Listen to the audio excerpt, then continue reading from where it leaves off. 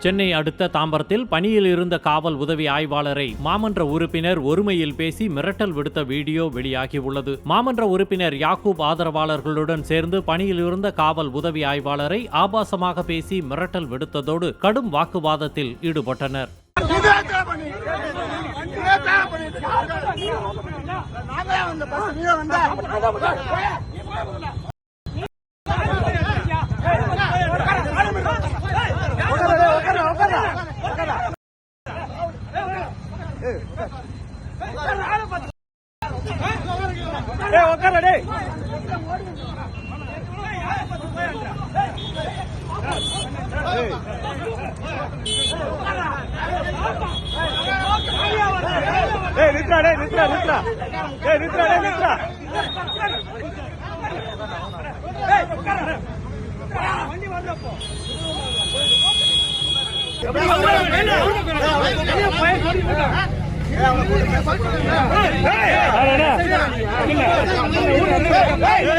போயிட்டு